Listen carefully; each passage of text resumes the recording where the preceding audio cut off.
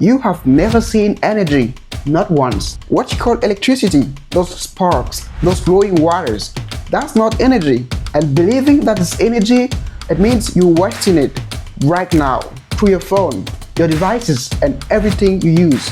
Here's the proof. A battery doesn't store electricity.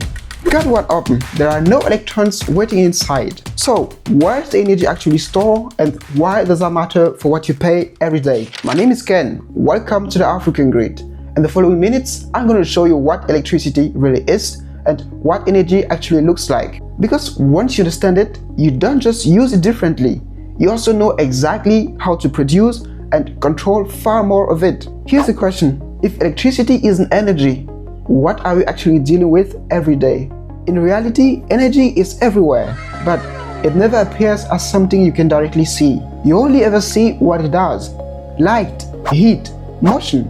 So the real question is no longer what energy is, but how it behaves. And once you see that, a deeper question emerges. If energy is always transforming, which form gives us the most control over that transformation? To answer that question, we do not need theories. We need comparison. Not perfect, but practical. We judge each form of energy by 5 simple questions. How easy is it to produce? Can it be stored efficiently? How easily can it be converted? What does it cost? And finally, can it work at a small scale? With that in place, we can finally compare them. Not by definition, but by behavior. For that purpose, I've built a simple table where each row represents a form of the energy and each column is one of our comparison criteria. Let's start with heat, or thermal energy. Heat is everywhere. In fact, it's often the default outcome of almost any process. In terms of production, it is one of the easiest forms of energy to generate. But the moment we move to storage, we can hit a problem. Heat doesn't like to stay in one place. It spreads, it dissipates, it escapes. So storing it efficiently becomes very difficult. Now the conversion. Heat can be turned into other forms of energy, like mechanical or electrical energy, but not without losses. A lot of energy gets degraded in the process. On the positive side, heat is cheap, widely available, and works perfectly at small scale. It is very easy to access, but not very flexible. Next is chemical energy. Here the picture changes.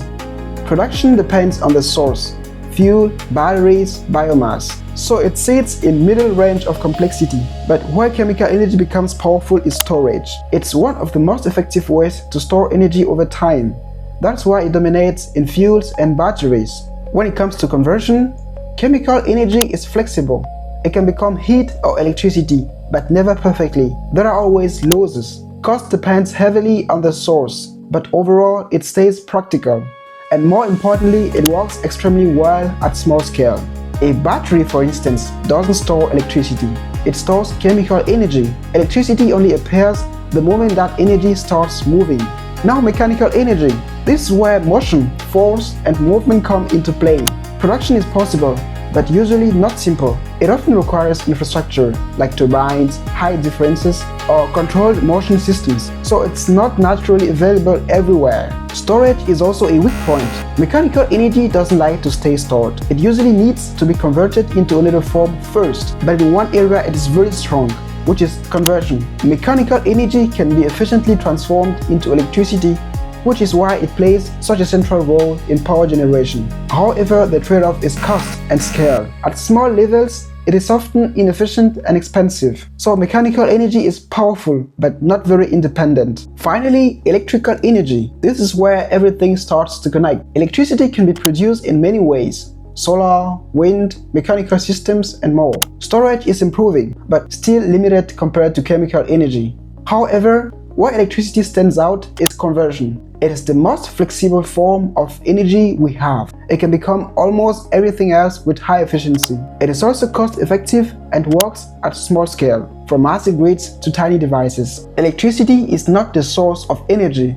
It is the system that connects all sources, a carrier, not a container. So when we compare each form side by side, a pattern appears. Electrical energy performs well across almost every category, not because it replaces them, but because it kind of connects them.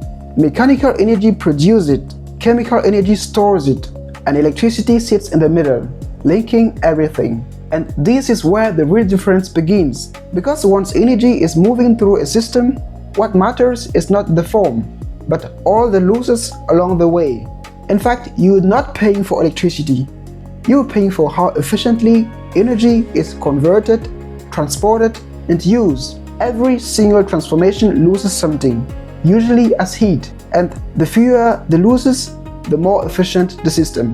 The more efficient the system, the cheaper and more powerful it becomes. This is exactly why infrastructure matters so much. Conversion systems, grid, and storage systems. A better grid doesn't create more electricity.